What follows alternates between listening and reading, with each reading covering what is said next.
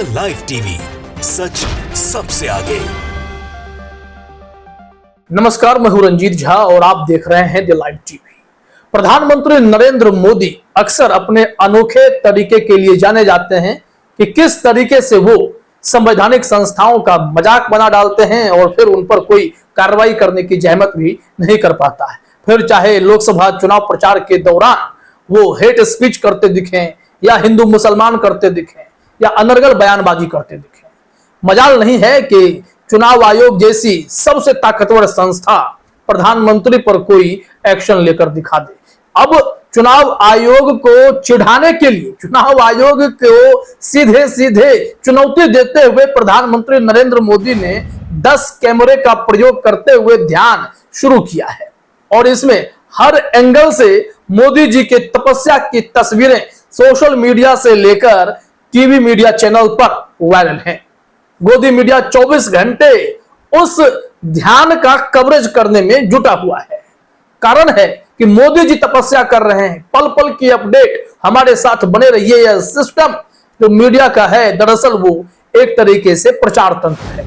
अगर आप इसे समझना चाहते हैं कि मोदी जी ने कैसे चुनाव आयोग का मजाक बना दिया है 10 कैमरों से, तो सबसे पहले मोदी जी के इन 10 कैमरों की तस्वीरें देख लीजिए। आप 10 एंगल से आप देखिए अपने स्क्रीन पर, एक एक कैमरे का एक एक एंगल आपके सामने तस्वीर के तौर पर, विजुअल्स के तौर पर दिखाई पड़ रहा होगा।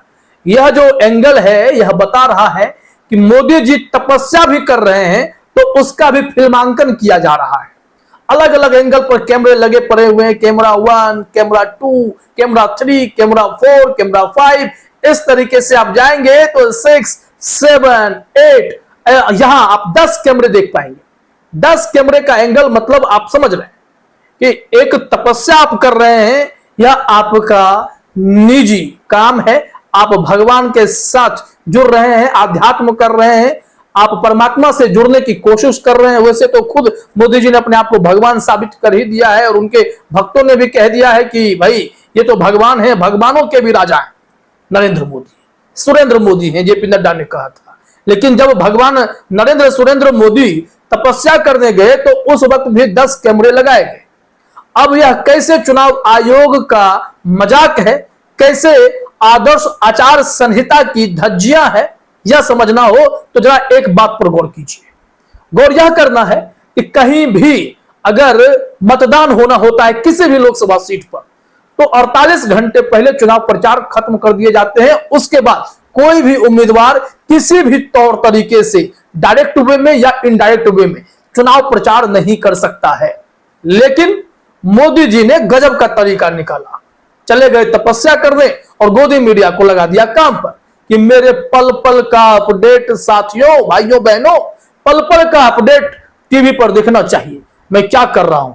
अब समझिए कि बनारस में चुनाव है, मोदी जी उम्मीदवार हैं, चुनावी मैदान में है, चुनाव प्रचार करने का काम तो उन्होंने कर लिया, लेकिन यह तरीका निकाल लिया कि जिस दिन हम वोटिंग कर रहे होंगे बनारस में, उस दिन मोदी जी ध्यान आकर्षण करेंगे टीवी पर कि देखिए मोदी जी किस तरीके से देश के लिए ध्यान में लगे हुए हैं, परमात्मा से बातचीत कर रहे हैं।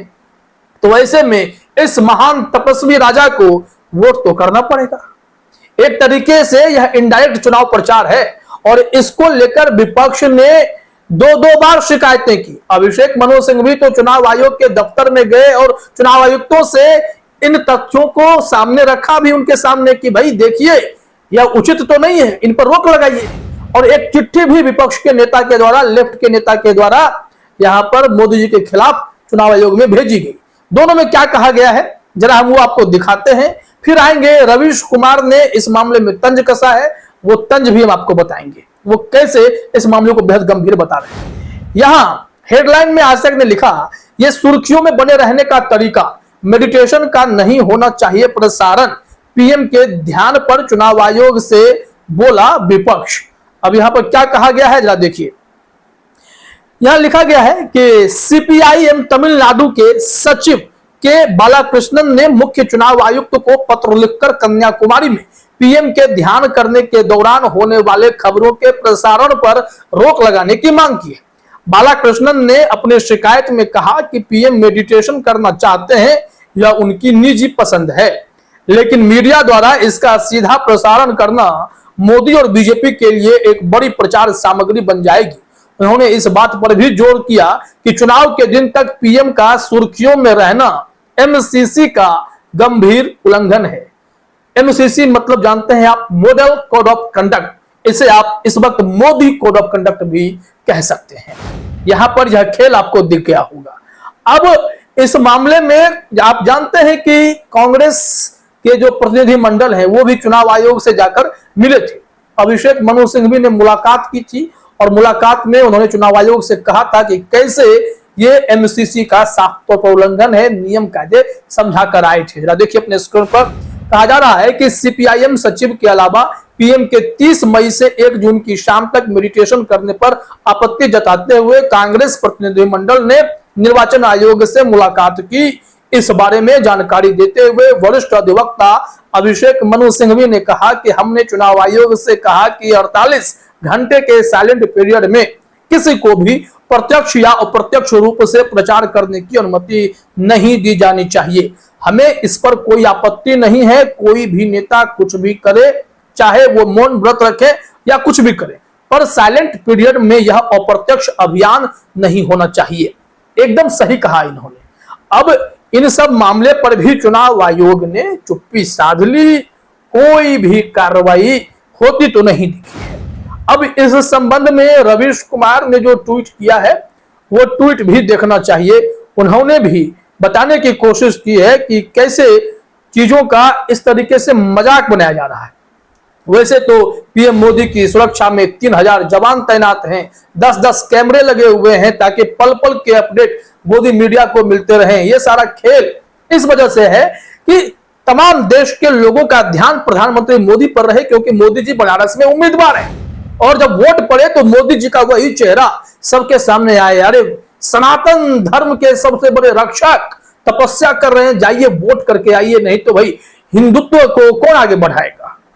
अब यह तरीका जो है धर्म के नाम पर वोट मांगने का भी एक तरीका है। मोदी जी इसमें माहिर हो चुके हैं। रवीश कुमार ने लिखा भी है, ध्यान करने नहीं जा रहे हैं, ध्यान का कवरेज करवाने जा रहे हैं। यह टीवी पर कवरेज वाला सबसे लंबा ध्यान होगा। शहर में कोई नया बाबा आता था तो यही करता था, जमीन के भीतर समाधि ले लेता था, शहर उमर पड़ता था। यही टेक्निक है। 4 दिन बाद निकलता था, किसी को पता नहीं भीतर था भी या नहीं। 10 साल इन्हीं सब में गुजर गया, काम कर नहीं सके। कभी मंदिर तो कभी इंटरव्यू तो कभी ध्यान, फिर कहेंगे कभी छुट्टी नहीं ली। बताना चाहिए कि ये ध्यान काम है या छुट्टी ली है। कहीं ये खबर न चलवा दे कि ध्यान से ही फाइलों पर साइन कर दे रहे हैं। पीएमओ में रखी कलम उठी और अपने आप साइन कर आयुक्तों को हमेशा के लिए सेवा विस्तार दे दिया। ये तो हुआ ही। आदर्श आचार संहिता का यह भी तो उल्लंघन है कि जब चुनाव चल रहे होते हैं, वो भी केंद्रीय चुनाव, तब पीएमओ भी किसी का ट्रांसफर पोस्टिंग अमूमन नहीं करता है। यह काम चुनाव आयोग के जिम्मे होता है। चुनाव खत्म होंगे उसके बाद ही इस तरीके से ट्रांसफर पोस्टिंग किए जाते हैं, लेकिन मोदी जी ने वो भी कर दिया। आदर्श आचार संहिता मतलब मोदी जी पर लागू नहीं होता है, वो मोदी आचार संहिता ही कहलाता है। तो देखा आपने किस तरीके से मोदी जी ने आदर्श आचार संहिता का मजाक उड़ाया है। 10 कैमरे लगाकर चुनाव आयोग को चिढ़ाया है और यह खेल लगातार जारी है। फिलहाल इस वीडियो में इतना ही। आप सभी का हमसे जुड़ने के लिए बहुत बहुत धन्यवाद। द लाइव टीवी, सच सबसे आगे।